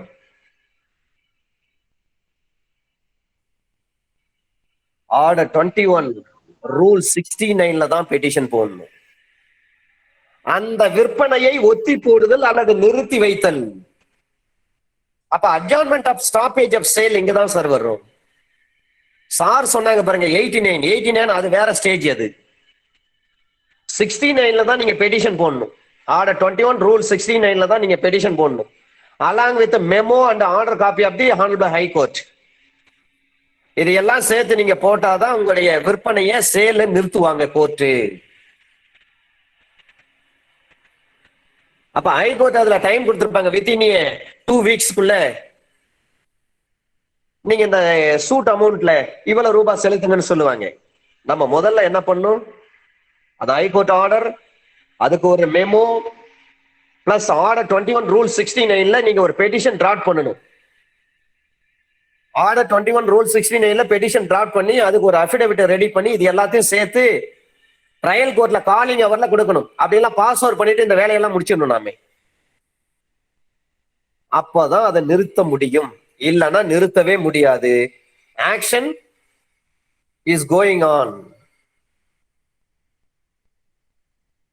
இந்த ஸ்டேஜுக்கு அடுத்ததுதான் 89 ஸ்டேஜ்.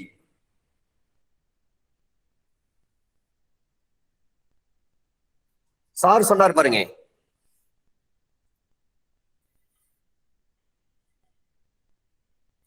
கேள்வி என்னவென்று சொன்னால், ஒரு மணி சூட்டு நீங்க பத்திரத்தை கொடுத்துட்டு ஒரு 1 கோடி ரூபாய் பணம் வாங்கியிருப்பீங்க, அல்லது பிராமிசரி நோட்ல நீங்க கையெழுத்து போட்டுட்டு ஒரு 1 கோடி ரூபாய் பணம் வாங்கியிருக்கீங்க. அசலும் தரல, வட்டியும் தரல, மணி சூட்டு போட்டாரு, டிகிரி ஃபேவர் ஆகி போச்சு, இபி ப்ரொசீடிங் போயிட்டு இருக்கு. இந்த நேரத்துல ஆக்ஷன் கொண்டு வர்றாங்க, கோர்ட் மூலமா பப்ளிக் ஆக்ஷன் வருது. லாஸ்ட் சான்ஸ் கொடுத்துட்டாங்க, வேற வழி கிடையாது. நோ அதர் கோ அவே. இன்ஸ்டன்டா ஹைகோர்ட்ல நம்ம என்ன பண்றோம்? இங்க கேட்ட எல்லா வாய்ப்புகளும் மறுக்கப்பட்ட பிறகுதான் ஹைகோர்ட்டுக்கு போறோம். அங்க ஆர்டர் நைட்டு 1 மணிக்கு லார்ட்ஷிப் அவங்க வீட்டிலே கையெழுத்து போட்டு நமக்கு ஆர்டர் கையில கொடுக்குறாங்க. அதை எடுத்துக்கின்னு நீங்க தஞ்சாவூர் வரணும். தஞ்சாவூர்லாம் வராதுங்க, அதெல்லாம் வந்து அங்க மதுரை போயிடுச்சுன்னு நினைக்கிறேன்.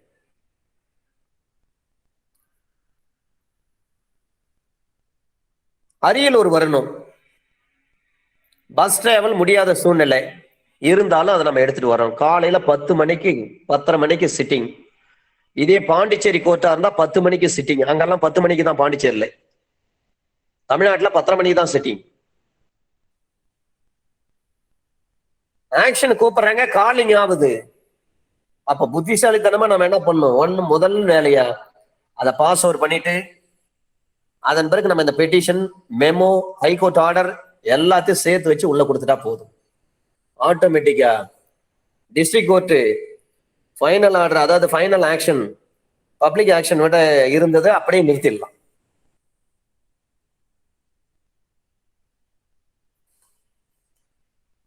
இதெல்லாம் நமக்கு தேவைப்படும். எதுக்காகனா அந்த 83 படிக்கின்ற பொழுது இதெல்லாம் தேவைப்படும் நமக்கு. Sir right. அப்ப பற்றுகை ஜப்தி செய்ய கட்டளையிடப்பட்ட சொத்து அது கால்நடையாகவோ அல்லது அழியும் தன்மையுடையதாக இருக்கும் பட்சத்தில் நீதிமன்றம் அதை உடனடியாக விற்பனை செய்வது நல்லது அப்படின்னு சொல்றாங்க. அப்ப easily if it is easily perishable goods ஆக இருக்கும் பட்சத்தில் அப்ப ஆக்ஷனை உடனே பண்ணிடுங்கன்னு சொல்றாங்க. சிபிசில எந்த ஆர்டர், எந்த ரூல் இதை பற்றி சொல்றாங்க? எந்த செக்ஷன்ல சொல்லியிருக்காங்க? இதான் என்னுடைய கேள்வி. ஒரு தக்காளி மூட்டையை நீங்க வந்து சீஸ் பண்ணிருக்கீங்க, எவ்வளவு நாள் தாங்கும் தக்காளி?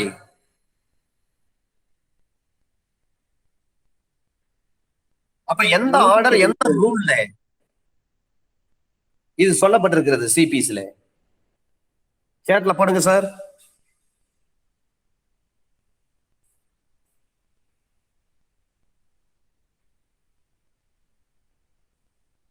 இதை படிக்கிறப்ப அதையும் சேர்த்து படிச்சுட்டே வந்தீங்கன்னா உங்களுக்கு ரொம்ப யூஸ்ஃபுல்லா இருக்கும்.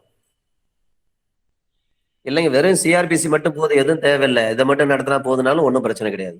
நம்ம வேகமா எக்ஸ்பிரஸ் ட்ரெயின் மாதிரி போயிட்டே இருக்கலாம்.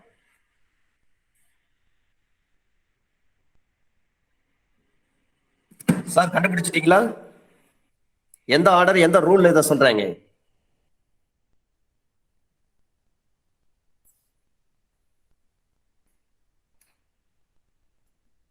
Order 21 rule 68 sir. Order 21 rule 68ங்களா? என்ன சொல்றாங்க? ஆர்டர் 21 ரூல் 68ல எதை பற்றி பேசுறாங்க? அதுல விற்பனைக்கான காலம்னு சொல்லியிருக்காங்க. அசையா சொத்தா இருந்தா குறைந்தபட்சம் 15 நாட்களும், அசையா சொத்தா இருந்தா 7 நாள். ஆர்டர் 21 ரூல் 68ல டைம் ஆஃப் சேலை பற்றி சொல்றாங்க.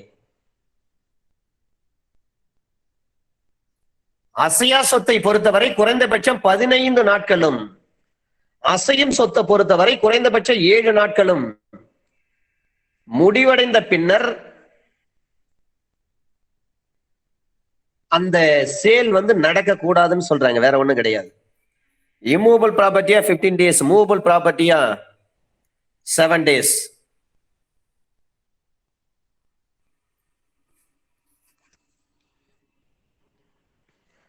அண்டர் செக்ஷன் 83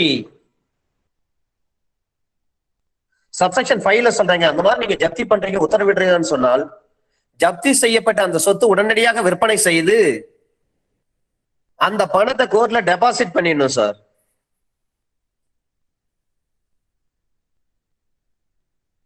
சப்செக்ஷன் 6ல சொல்றாங்க, இந்த பிரிவின்படி நியமனம் செய்யப்பட்ட ஒரு அபிஷியல் ரிசீவர் வழக்கு சொத்து பேணுனர் ஒருவருடைய அதிகாரங்களும் கடமைகளும் கட்டுப்பாடுகளும் சிபிஸ்ல என்ன சொல்லப்பட்டிருக்கிறதோ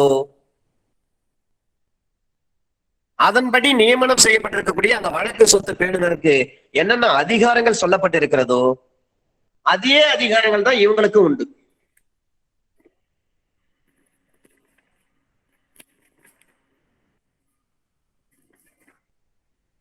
அப்ப வழக்கு சொத்து பேணுனர் அவருக்கு என்னென்ன அதிகாரங்கள் கொடுக்கப்பட்டிருக்கிறது?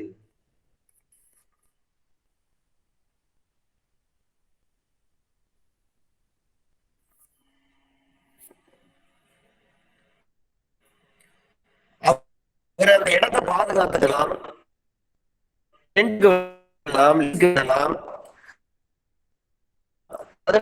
வருமானங்களை எல்லாவற்றையும் நீதிமன்றத்தில் தாக்கல் செய்யலாம். இப்படி அவருக்கு அநேக அதிகாரங்களை கொடுத்திருக்காங்க. அதன்படி அவர் செயல்படலாம்.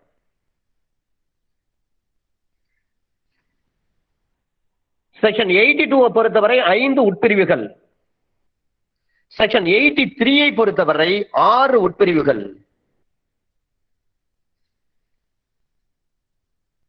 83ல சொல்லப்பட்ட விஷயங்கள் attachment of property of person absconding. Section 82 படி ஒரு ப்ரொக்ளமேஷன் செய்த பிறகு அந்த நபருடைய சொத்துக்கள் அட்டாச்மெண்ட் செய்து உத்தரவிடலாம். இரண்டாவது, அட்டாச்மெண்ட் உத்தரவுக்கு முன்பே அந்த சொத்துக்களை அந்த நபர் தனது ப்ராப்பர்ட்டியை விற்று விடுவார் என்ற ஒரு நியாயமான சந்தேகம் இருக்கும் பட்சத்தில் கோர்ட் ஒரு ப்ரொக்ளமேஷன் ஒரு உத்தரவிடுகின்ற பொழுது அட்டாச்மெண்ட்டுக்கு சேர்த்து உத்தரவு போடலாம். அந்த ப்ராப்பர்ட்டி டெப்டார் மூவபிள்ஸ் இம்மூவபிள், ஒருவேளை இஃப் இட் இஸ் பெரிஷபிள் கூட்ஸ்ல ஒரு லைன் இருக்கிறாங்க, அது லைவ் ஸ்டாக் என்று சொல்லக்கூடிய கால்நடைகள், இவைகளையும் சேல் பண்ணலாம். அதற்கு அப்பாயிண்டிங் ஒரு ரிசீவர் அப்பாயிண்ட் பண்ணணும். ரிசீவர் அப்பாயிண்ட் பண்ண பிறகு அவருக்கு என்ன ரைட்ஸ் இருக்குது, சீஸ் பண்ணலாம். அடுத்தது ஒரு ப்ராகிபிஷன் ஆர்டர் போடலாம், அந்த பொருளை வந்து வேற யாரும் வாங்கக்கூடாதுன்னு சொல்லலாம். ஒருவேளை இம்மூவபிள் ப்ராப்பர்ட்டி என்று சொன்னால் by appointing receiver, by taking possession or by a prohibition இதை செய்ய முடியும். By immediate sale of live stocks or perishable goods. அப்ப ரிசீவர் அப்பாயிண்ட் பண்றாங்க, சிபிஎஸ்ல ரிசீவருக்கு என்ன அதிகாரம் இருக்கோ அதே அதிகாரம் தான். Claims and attachments to the attachment, ஒரு co owner has to be raise his objection, இதையும் சொல்றாங்க. சொத்து 2 பேரும் சேர்ந்து பார்ட்னர்ஷிப்ல இருக்கலாம், அல்லது அண்ணன் தம்பி 2 பேர் இருக்கலாம், ஒரு அண்ணன் ஒரு தம்பி இருக்கலாம், ஒரு ஏக்கர் நிலம் ஏதாவது ஒரு கிரிமினல் அஃபென்ஸ்ல இன்வால்வ் ஆகி இருப்பாரு, அவருக்கு எதிராக ஒரு ப்ரொக்ளமேஷன் ஆர்டர் பாஸ் பண்ணுவாங்க, அண்ணன் பேர்ல இருக்கக்கூடிய சொத்தை வந்து ஜப்தி பண்ணுவாங்க. அப்ப ஜப்தி பண்ணுகின்ற பொழுது அந்த சொத்துல வந்து நாங்க இந்து கூட்டு குடும்ப பாகம் பிரிக்கப்படாத சொத்துங்க, அது ஒரு ஏக்கர் நிலம், எனக்கு 50 சென்ட், எங்க அண்ணனுக்கு 50 சென்ட், எங்க அண்ணன் பேர்ல தான் நீங்க வந்து ப்ரொக்ளைம்டு அஃபெண்டர் சொல்லி டிக்ளேர் பண்ணிருக்கீங்க. அப்ப இந்த ஒரு ஏக்கர் நிலத்தை நீங்க வந்து ஜப்தி பண்றீங்களா, அது தப்புங்க, அதுல 50 சென்ட் எனக்கு சொந்தம், அவர் பாகத்தை மட்டும் நீங்க ஜப்தி பண்ணுங்க, என்னுடைய பாகத்தை எனக்கு விட்டு கொடுங்கன்னு சொல்லிட்டு தம்பி அப்ஜெக்ஷன் ரைஸ் பண்ண முடியுமானா தாராளமா ரைஸ் பண்ணலாம்.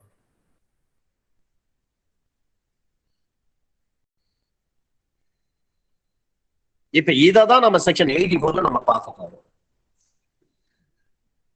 ஒரு ப்ரொக்ளைம்டு அஃபெண்டர் என்று சொல்லி பகிரங்க அறிவிக்கையிடப்பட்டவர் அல்லாத வேறு எவரேனும் செக்ஷன் 83 படி ஒரு ஜப்தி செய்யறாங்க, ஜப்தி செய்யப்பட்ட சொத்தில் உரிமை கோருபவருக்கோ அல்லது பத்திரிகைக்கு ஆட்சேபனை செய்பவருக்கோ ஒரு பாத்தியத்தை இருக்கிறது என்று சொல்லி அந்த பாத்தியத்தை செக்ஷன் 83 படி பத்திரிகை செய்யப்படுவதற்கு உட்பட்டதல்ல என்ற காரணத்தின் மீது உரிமை கோரிக்கையோ அல்லது சொத்தினுடைய பத்திரிகைக்கோ ஆட்சேபனையோ அல்லது பத்திரிகை தேதியிலிருந்து 6 மாதங்களுக்குள் தாக்கல் செய்யணும். இதுதான் ஆபரேட்டிவ் வேர்டு. அட்டாச்மெண்ட் பண்ணிட்டாங்கன்னா 6 மாசத்துக்குள்ள உங்களுக்கு அப்ஜெக்ஷன் தான், அப்ஜெக்ஷனை நீங்க ரைஸ் பண்ணுங்க.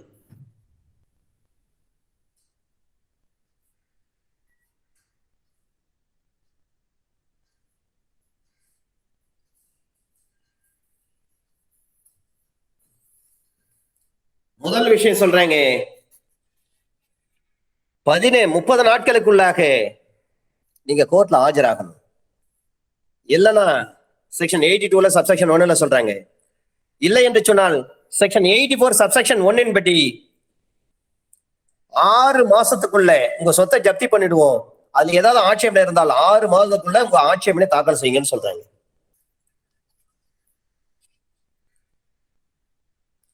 அப்ப உரிமை கோரிக்கை அல்லது முழுவதுமாக அல்லது பகுதி அளவிற்கு ஏற்றுக்கொள்ளப்படலாம் அல்லது தள்ளுபடியும் செய்யப்படலாம். நீங்க கேக்குறீங்க, என்னங்க சொத்தை ஜப்தி பண்ணிட்டீங்க, அதுல என்னுடைய பாகம் இருக்கு, அதையும் சேர்த்து நீங்க ஜப்தி பண்ணிட்டீங்க, நான் அப்ஜெக்ஷன் சொல்றேன், அந்த அப்ஜெக்ஷன் நீங்க வந்து அலோவ் பண்ணுங்க, நீதிமன்றம் நினைத்தால் அதை ஏற்றுக்கொள்ளலாம் அல்லது அதை தள்ளுபடி செய்யலாம். தள்ளுபடி செய்யப்பட்ட பிறகு வந்து அடுத்த ஸ்டேஜ் இருக்கு. இதுல ஒரு ப்ரொவிஷன் சொல்றாங்க, ஒரு உரிமை கோருபவர் அல்லது ஆட்சேபனை செய்பவர் ஒருவேளை மரணம் அடைந்தால் இந்த செக்ஷன் 84 அனுமதிக்கக்கூடிய அந்த கால அளவிற்குள்ளாக அவருடைய லீகல் எய்ட்ஸ் அந்த சூட்டை வந்து கண்டினியூ பண்ணணும்.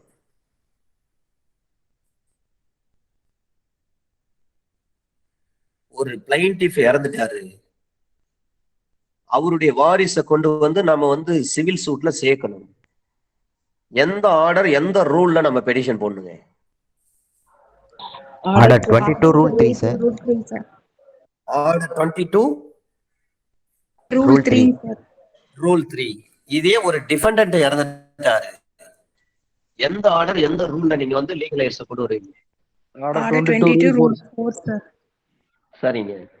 ஒரு நபர் இன்ஸ்டால்மெண்ட் ஆயிட்டாரு, எந்த ஆர்டர் எந்த ரூல்ல கொண்டு வந்து சொல்லுவீங்க நீங்க? ஆர்டர் 22 ரூல் 8ங்க சார். 6ஆம் தேதி படிச்சது உங்களுக்கு ஞாபகம் வந்துருச்சுன்னு நினைக்கிறேன். Right. Under section 84 subsection 2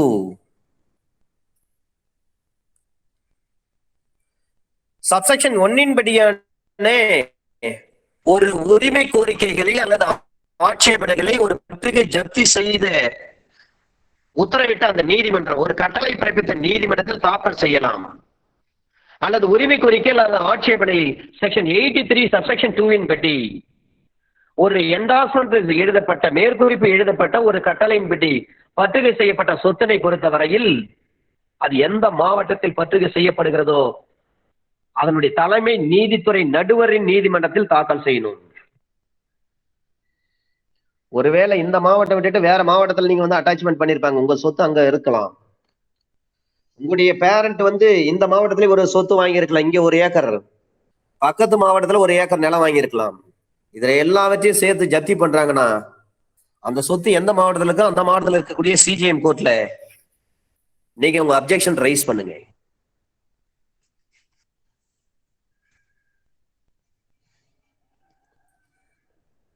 subsection 3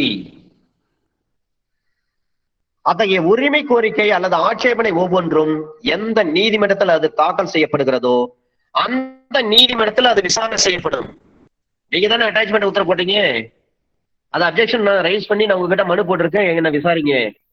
அல்லது பக்கத்து மாவட்டம் அங்க இருக்கக்கூடிய சிஜிஎம் கோர்ட்ல நீங்க அப்ஜெக்ஷன் பெட்டிஷன் வந்து நீங்க ஃபைல் பண்ணிருக்கீங்க, அந்த கோர்ட்டு தான் அதை விசாரிப்பாங்க. இதுல ஒரு பிரவிசோ, அது சிஜிஎம் நடுவராக இருக்கும் பட்சத்தில் அந்த நீதிமன்றத்தில் தாக்கல் செய்யப்படும் பட்சத்தில் அவர் தனக்கு கீழ் அமைந்துள்ள எந்த நடுவருக்கும் அதை தீர்த்து வைப்பதற்காக மாற்றலாம். அப்ப சிஆர்பிஸ்ல எந்த செக்ஷனை கொண்டு வரணுங்க இங்க?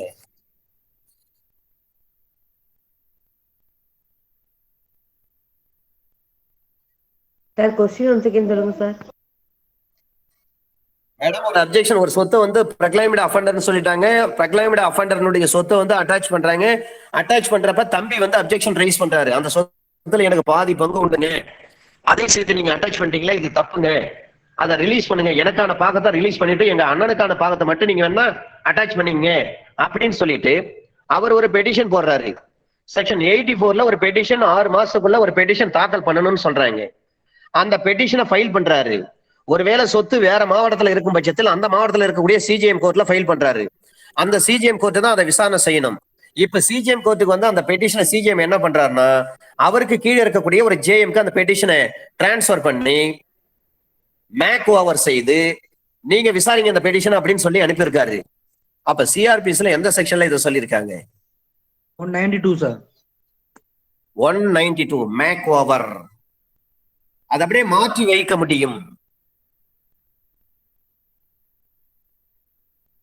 Under section 84 subsection 4 ஒருவருடைய உரிமை கோரிக்கை அல்லது ஆட்சேபனை சப்செக்ஷன் 1 படியான ஒரு கட்டளையினால் முழுவதுமாகவோ அல்லது பகுதியாகவோ தள்ளுபடி செய்யப்பட்டிருக்கும் பட்சத்தில் டிஸ்மிஸ் பண்ணிட்டாங்க. டிஸ்மிஸ் பண்ணப்பட்ட தேதியிலிருந்து ஓராண்டு காலத்திற்குள்ளாக நீங்க சிவில் கோர்ட்டுக்கு போயிடணும்.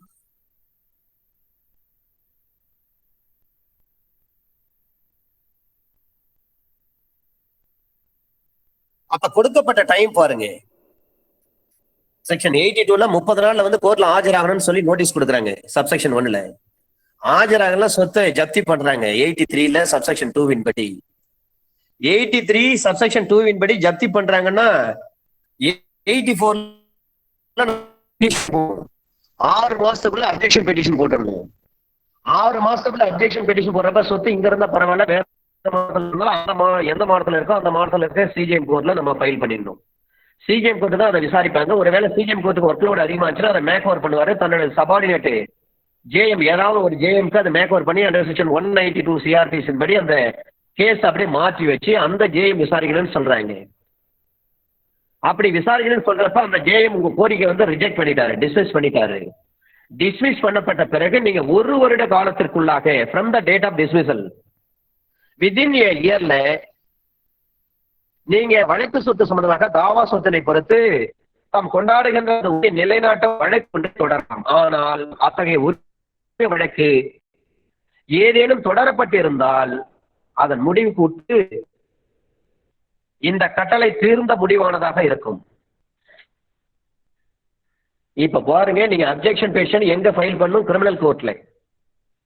சொத்து வேற ஒரு மாவட்டத்துல இருந்தா அந்த மாவட்டத்தில் இருக்கக்கூடிய சிஜிஎம் கோர்ட்ல. சிஜிஎம் நினைச்சாருன்னா அந்த கேஸ் அவர் கீழே இருக்கக்கூடிய ஜேஎம் கிட்ட அதை மேக் ஓவர் பண்ணி நீங்க விசாரிங்கன்னு சொல்லலாம். அப்படி ஜேஎம் கிட்ட நம்ம பேசிக்கிட்ட பொழுது ஜேஎம் என்ன பண்றாங்க, உங்க பெட்டிஷன் வந்து டிஸ்மிஸ் பண்ணிடுறாங்க.